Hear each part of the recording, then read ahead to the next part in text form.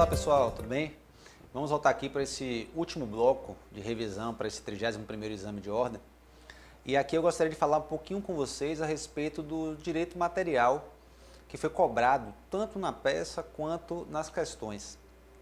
No entanto, antes de entrarmos nesses pontos, eu queria passar algumas dicas para vocês de maneira bem rápida para não ficar cansativo. Vamos lá. O primeiro ponto aqui é quanto à quantidade de fundamentos. Essa é uma dúvida que eu costumo receber com frequência dos alunos. Ô Pedro, são quantos fundamentos de direito material que devem ser utilizados? Um argumento, 2 argumentos, 3 argumentos? Não existe uma regra para isso. Nós temos que ficar atentos para identificar todos os pontos que sejam relevantes nas questões e nas peças, para poder conseguir responder de maneira adequada. Mas eu costumo dizer que, na dúvida, o ideal é que você desenvolva aquele argumento adicional.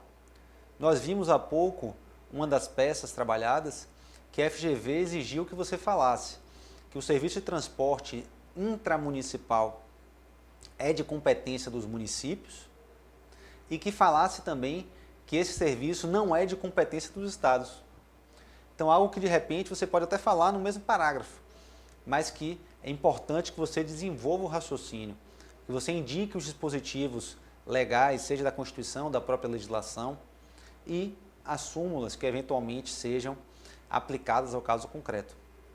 Eu também questionei aqui questões de direito processual. Temos que tomar cuidado nas peças, principalmente nas peças que cobram recursos. E por que isso? A parte de processo vai estar presente de maneira acentuada na peça, né? A correta identificação da autoridade coatora, a correta qualificação das partes, a correta identificação, a realização dos pedidos, colocar ou não colocar um pedido de antecipação e tutela. Tudo isso faz parte do processo tributário. Mas, quando for fazer uma apelação, temos que ter um especial cuidado para verificar se na narrativa fática apresentada não havia nenhum vício na sentença. Porque, eventualmente, um dos argumentos principais pode ser argumentar que há uma nulidade na sentença, ou que a sentença acolheu um argumento que não tem fundamento no âmbito processual. Vimos há pouco uma apelação que foi cobrada no 30º exame, em que um dos fundamentos era você se insurgir contra a condenação em honorários, que foi, aliás, minto, esse argumento foi no recurso ordinário e mandado de segurança. Esse argumento era importante porque o Tribunal de Justiça condenou a parte ao pagamento de honorário de sucumbência contra o julgamento de um mandado de segurança. Então isso é processo também. Então fiquem atentos. Não tenho como dizer para vocês, olha, acha um argumento e ponto final. Não façam isso. Sempre leiam a questão como um todo, com cautela, e por isso aquela dica inicial que eu passei para vocês. Façam a leitura prévia, façam um esqueleto da resposta, refresquem a cabeça fazendo outra peça ou fazendo outra questão, e depois voltem para aquele esqueleto, voltem para o enunciado. Provavelmente vocês vão identificar um outro argumento que não tinham pensado antes, ou vão ratificar que a resposta que você tinha pensado originalmente está correta. Tá? Eu posso dizer que no início das primeiras provas que a FGV aplicou, costumavam ser cobrados um argumento de direito material, no máximo 2. Hoje em dia é muito normal termos 2 ou mais argumentos. Aquele caso de cobrar apenas um argumento é que acontece com certa raridade hoje em dia. Ok? Próximo ponto aqui, queria ler para vocês algo que está escrito em todas as peças da FGV, todos os enunciados de peça, e que também vale para as demais questões. A simples menção ou transcrição do dispositivo legal não confere pontuação. Ou seja, meus amigos, é indispensável que vocês façam a explicação daquele fundamento.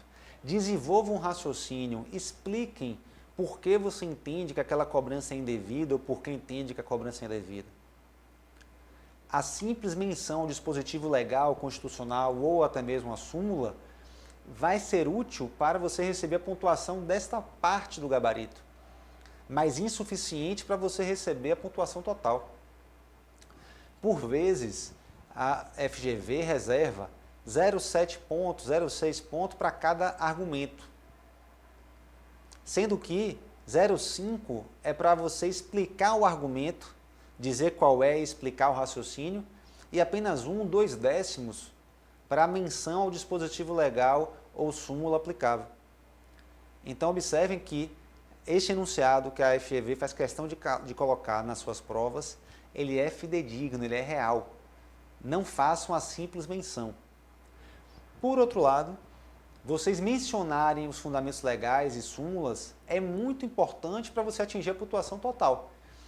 Por isso também que eu disse lá no início da aula, reserve um tempinho para dar uma folhada nas súmulas, porque eventualmente tem um fundamento da resposta que você quer dar, que você não lembra da respectiva súmula, mas por aquele breve folhear, isso pode aparecer para vocês e vocês podem deixar a resposta mais completa possível.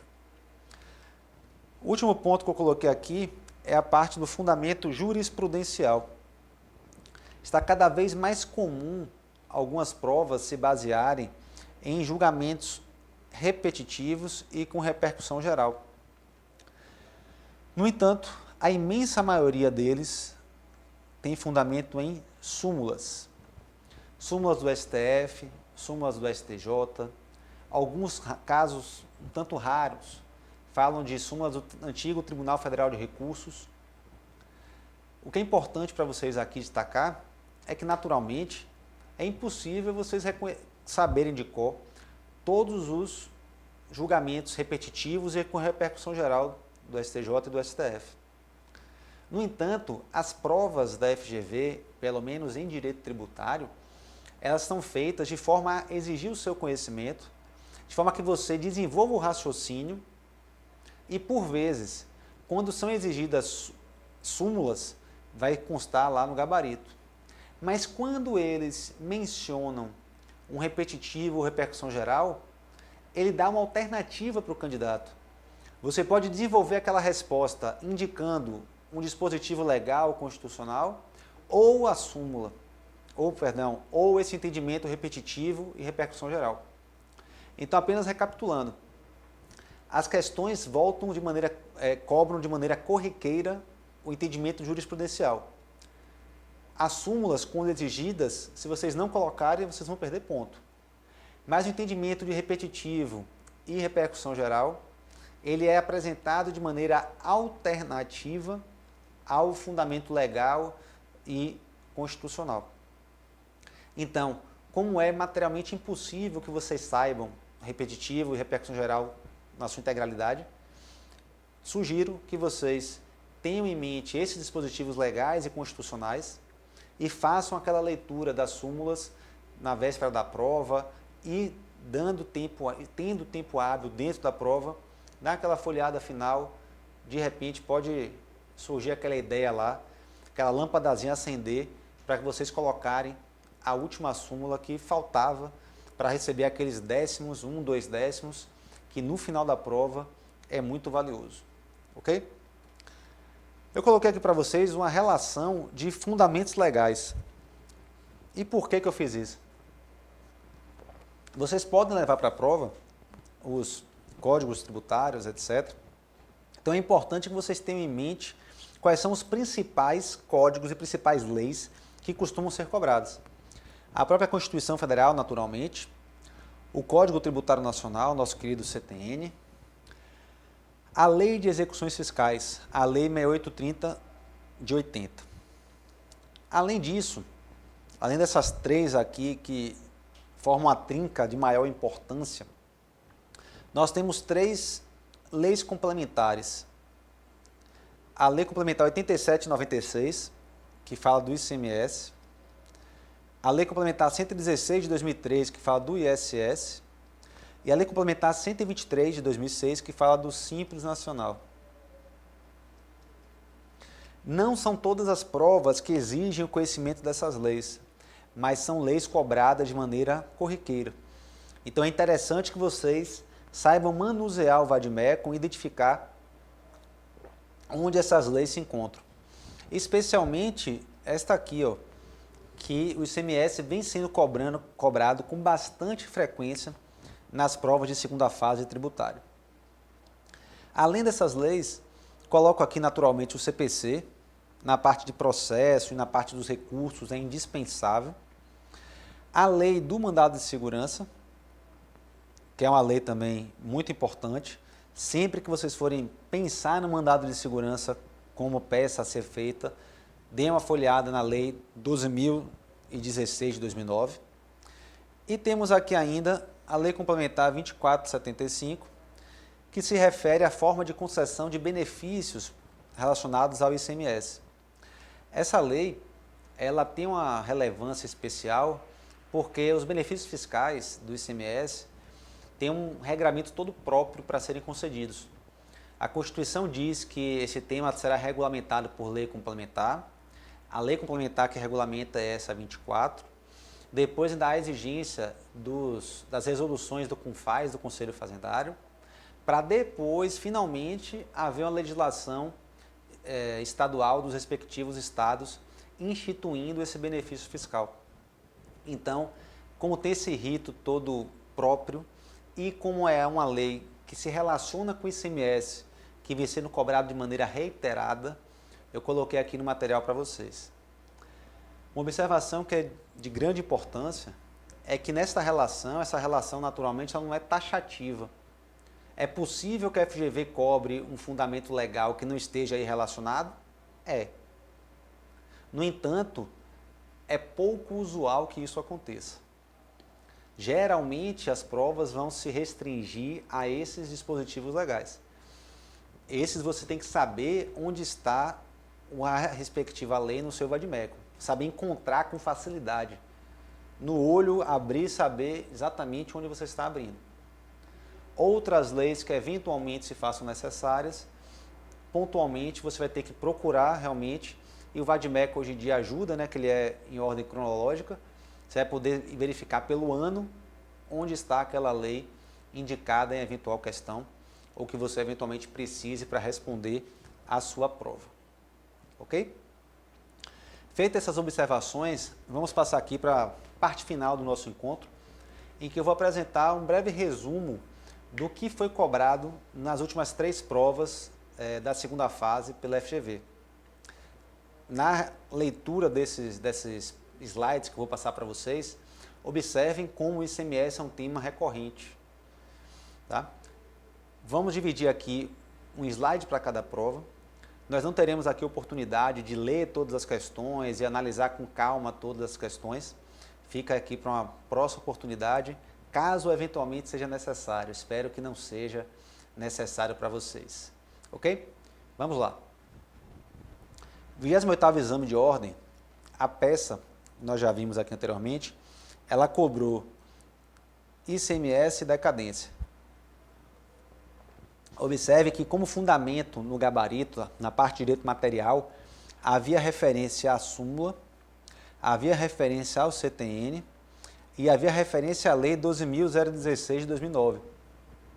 Essa lei, como eu disse anteriormente, é a lei do mandado de segurança. Então, como estamos falando de um mandado de segurança, como você já identificou lá anteriormente que a peça adequada era o MS, você tem a obrigação de dar uma olhadinha na lei 12.016, porque ela pode trazer alguma luz quanto aos argumentos a serem apresentados. Quanto às peças, foi cobrado aqui uma parte de, as questões, processo tributário e responsabilidade. A parte de processo se referia a uma questão que perguntava como seria feita a citação do executado. E se a questão questiona como deve ser feita a citação do executado, o caminho natural é que você vai olhar na lei de execuções fiscais. Pode ser até que você não saiba de cabeça qual vai ser a resposta, mas se você souber onde procurar, você vai ter uma grande vantagem na hora de responder a prova. Então, por isso que um dos itens que são úteis para responder essa segunda questão era justamente a lei de execuções fiscais. Antes de continuar aqui, só uma outra observação. As questões feitas pela FGV, elas costumam se dividir atualmente em A e B. Ou seja, na mesma questão, ele faz 2 perguntas por vezes conexas, por vezes não.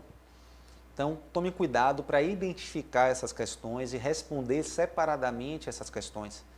Por vezes, o candidato, por nervosismo mesmo, acaba respondendo tudo junto ou acaba respondendo uma questão, um enunciado, letra A, sem responder a letra B. Então, tome esse cuidado para identificar quantas perguntas estão sendo feitas para você apresentar de maneira expressa e separada a resposta a cada uma dessas perguntas. Voltando ao material. O artigo 8º do CTN, da LEF, era a resposta relacionada à parte de processo tributário. E aqui, artigo 135 do CTN e súmula 435 do STJ, diz respeito à responsabilidade. Observe que esse tema, artigo 135 e súmula 435, se refere à responsabilidade do sócio administrador, é um tema que é recorrente. Nós vimos há pouco uma peça que cobrou justamente a questão da responsabilidade do seu João, aquela que a gente teve que fazer uma apelação para poder desbloquear sua conta bancária e reconhecer a ausência de responsabilidade. Então, essa aqui é uma outra questão, uma outra prova, em que foi cobrado o mesmo raciocínio, que vocês tivessem conhecimento a respeito do mesmo artigo 135 do CTN. A segunda questão fala sobre os efeitos da solidariedade tributária. A solidariedade está na parte do CTN relacionada à sujeição passiva, lá no artigo 124 do CTN. Nesse caso, a FGV deu uma colher de chá e também permitiu que você respondesse a questão com o artigo 34, que fala da hipótese de incidência do IPTU. Além disso, o artigo 150, parágrafo 1º da Constituição, que se relaciona a princípios constitucionais tributários. Aqui fica mais uma dica para vocês. A FGV vem cobrando com regularidade o ICMS, vem cobrando com regularidade essa parte de responsabilidade tributária e também vem cobrando com regularidade a parte de princípios. E princípios acaba sendo um pouco fácil delas cobrarem, porque pode ser um argumento subsidiário. Ele pode ser um princípio aplicável em determinada peça que ofendeu a anterioridade nonagesimal, ou ofendeu a anterioridade, ou ofendeu a legalidade. Enfim, é muito comum que as peças tenham um argumento relacionado a princípios e um outro argumento principal quanto ao mérito mesmo da questão. Nesta questão 2 aqui da prova 28, foi a cobrança expressa de princípios constitucionais tributários. Então, esse é um tema também que é muito recorrente nas avaliações de segunda fase em direito tributário. A questão 3 fez uma distinção de capacidade tributária ativa e competência tributária. Capacidade e competências tributárias.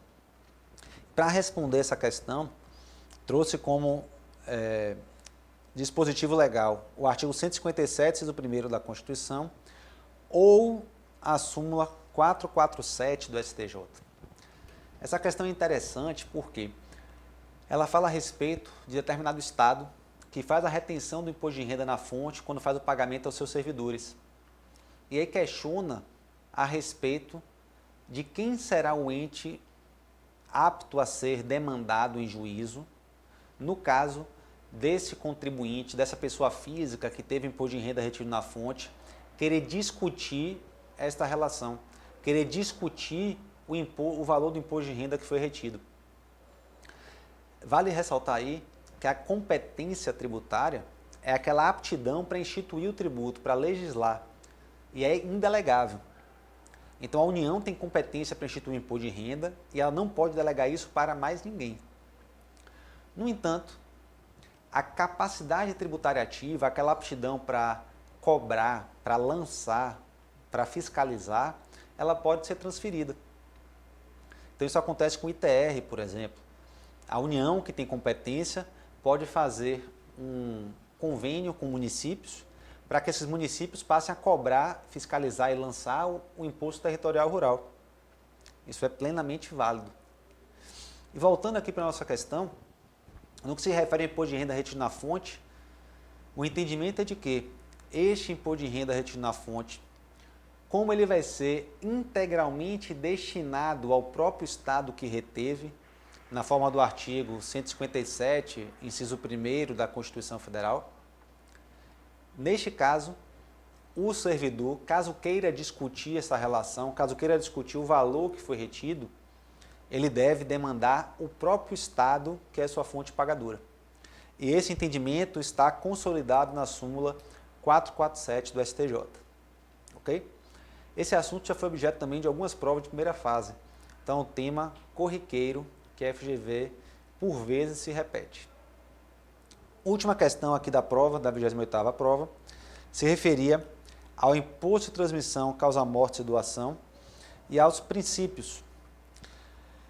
O princípio que foi cobrado nesse caso, especificamente, foi o da capacidade contributiva, do artigo 145, parágrafo 1º da Constituição. Essa questão é interessante porque ela cobrou um entendimento já consolidado, já existente, no sentido de que o imposto de transmissão, causa-morte e doação pode, em respeito à capacidade contributiva, pode ser progressivo. Então, por isso, o gabarito colocou como fundamento legal o artigo 145, parágrafo 1º da Constituição Federal. Não existe uma súmula a respeito desse assunto, porém existe entendimento com repercussão geral do Supremo Tribunal Federal. Esse entendimento com repercussão geral foi mencionado no gabarito, mas não foi exigido do candidato. Da mesma forma que eu disse anteriormente.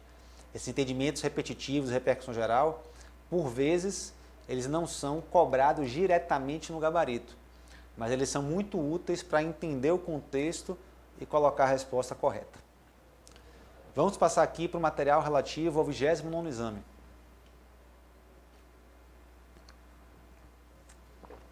A peça foi aquela relacionada à cobrança do ICMS sobre serviço intramunicipal.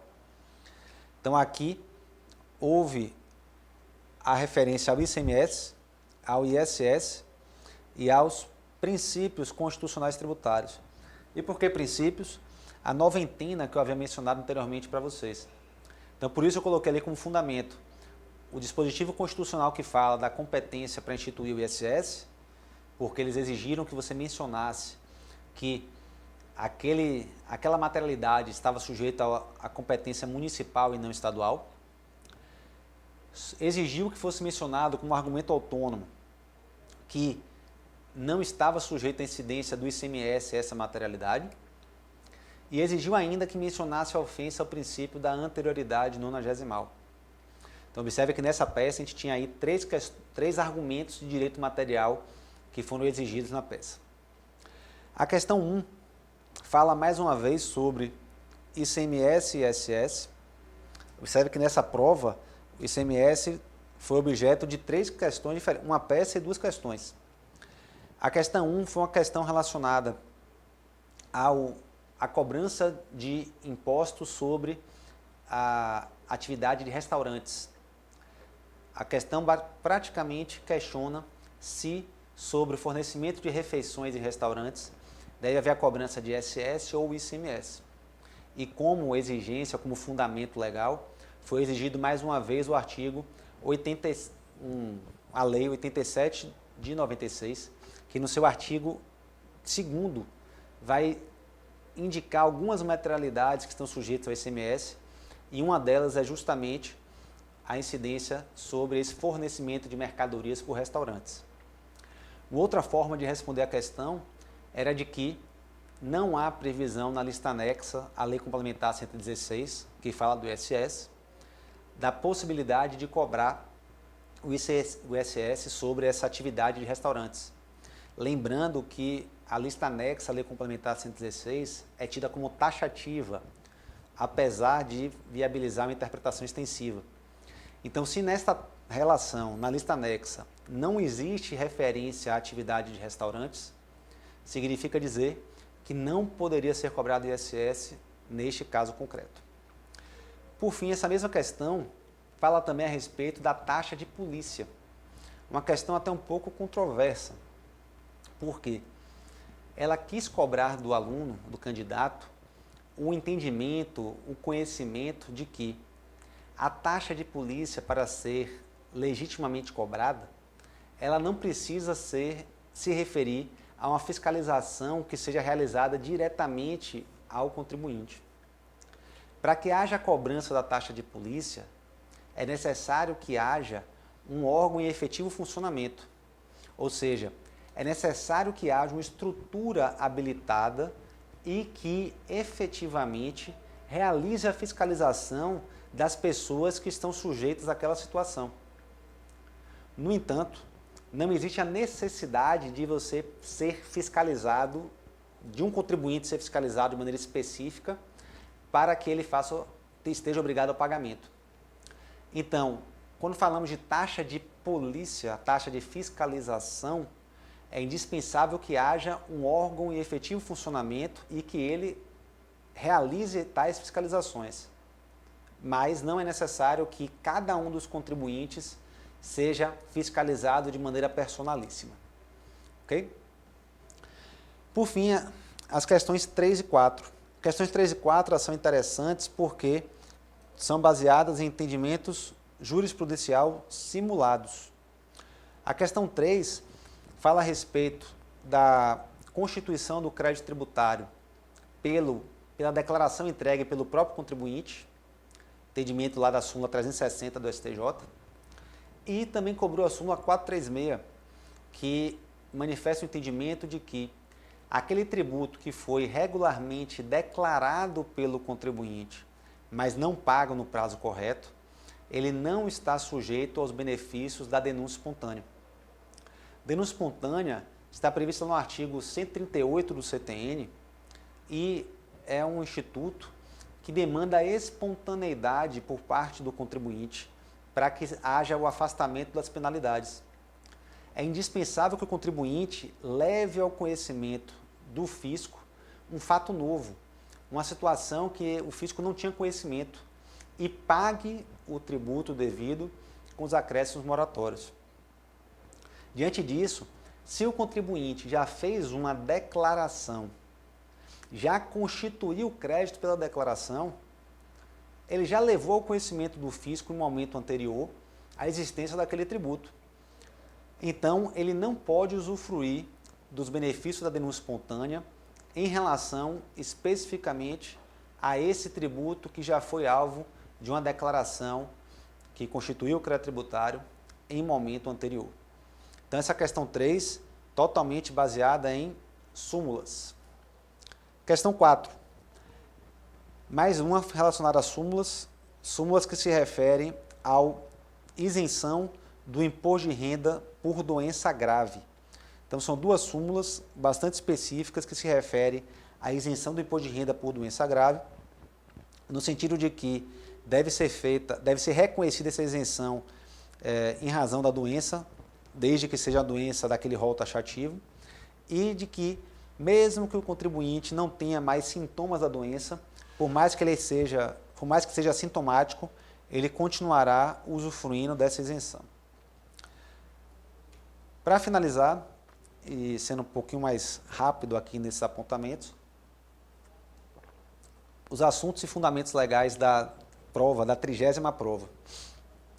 A peça, como a gente já viu, falou sobre responsabilidade tributária e empenhorabilidade.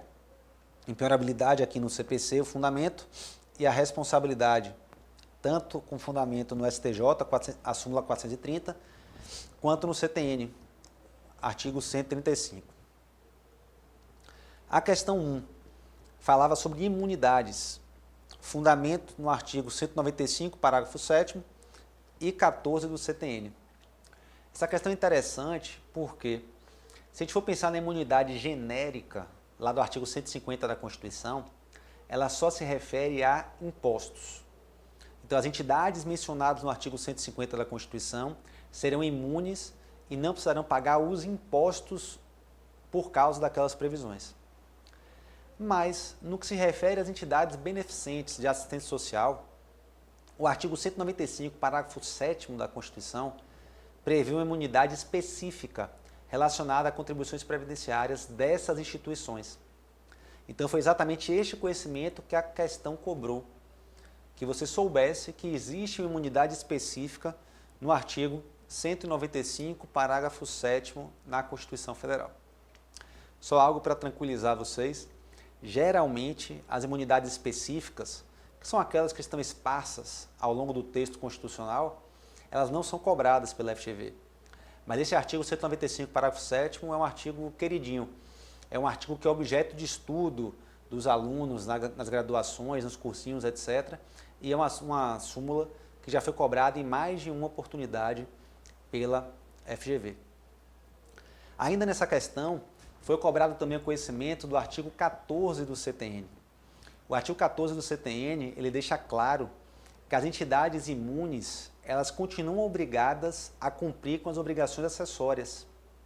Ou seja, a imunidade afasta o pagamento, afasta o cumprimento da obrigação principal.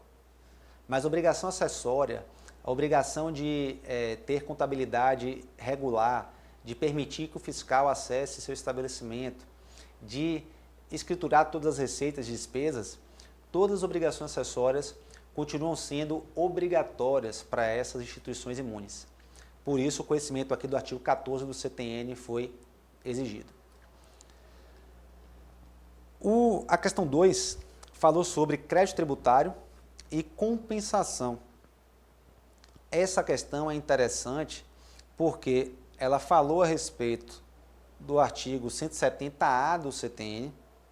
Esse artigo diz de maneira clara que somente pode ser promovida a compensação com fundamento em decisão judicial transitada em julgado. Não pode haver compensação com base numa decisão liminar. Então, o artigo 170A foi exigido. E, nesse mesmo sentido, a súmula 212 do STJ. Tem a mesma ideia do artigo 170A do CTN. Eu tinha mencionado para vocês mais cedo a respeito da Lei Complementar 2475. Essa lei foi justamente a lei que fundamentou a resposta à questão 3 do 30º exame. Essa questão falava a respeito da concessão de benefícios fiscais por parte do Estado e questionava se os requisitos para esses benefícios serem regularmente concedidos foram cumpridos. Justamente por isso, a resposta poderia mencionar a Lei Complementar 2475. O gabarito possibilitou que a resposta também se fundamentasse em fundamento constitucional, lá no artigo 155 da Constituição. Mas, mais uma vez, o conhecimento de que benefícios fiscais relacionados ao ICMS devem ser previstos com fundamento na Lei 2475, você tendo essa informação aí na mente de vocês, vocês vão saber onde procurar a resposta caso a questão volte a mencionar esse tema. Benefícios fiscais do ICMS, Lei Complementar 2475. A última questão, a questão 4, fala sobre imunidades, fala sobre o artigo, a resposta está no artigo 156, parágrafo 2º, inciso 1º da Constituição, que é mais uma imunidade específica, é imunidade relacionada ao imposto de transmissão inter vivos na integralização de imóveis no capital social de empresas. Uma observação de que essa imunidade existe desde que as operações com esses imóveis não sejam objeto principal da empresa que foi constituída. Então, se uma empresa, um escritório de advocacia, que você tem um imóvel e, junto com um colega, resolve integralizar nessa sociedade o imóvel, haverá o pleno respeito à imunidade. Mas se você resolve constituir uma patrimonial, cujo objeto é locação de bens imóveis, por mais que você integralize aquele imóvel no capital social, você não poderá usufruir dessa imunidade, conforme está previsto expressamente no artigo 156, parágrafo 2º, inciso 1º da Constituição Federal. E essa mesma questão, ainda relativa ao ITIV, questionou se as alíquotas do imposto de transmissão inter vivos poderiam ser progressivas e, por isso, exigiram o conhecimento da súmula 656 do STF. Essa súmula diz expressamente que, no caso de TIV, as alíquotas não poderão ser progressivas.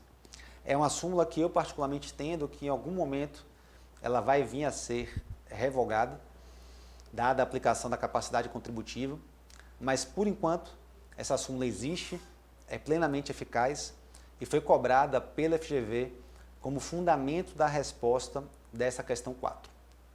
Ok? Meus amigos, corremos aqui para poder dar conta de concluir os temas que nos foram apresentados aqui nessa audiorevisão. Como eu disse anteriormente, eu fico inteiramente à disposição de vocês para discutir temas, para poder conversar, para poder dialogar a respeito tanto da prova da OAB quanto de outros temas de direito tributário. E por isso, eu disponibilizo aqui para vocês no Instagram. Meu Instagram está aqui disponível para vocês. Fiquem à vontade para dialogar e conversar comigo. E é isso. Desejo a vocês muita sorte, muito sucesso e principalmente tranquilidade. Essa prova aí demorou 10 meses, né, para acontecer a segunda fase. Eu espero que vocês tenham tranquilidade e saibam administrar o tempo no momento da prova, que certamente conhecimento vocês têm. Valeu? Um abraço a todos e depois me contem como foi o resultado. Até mais.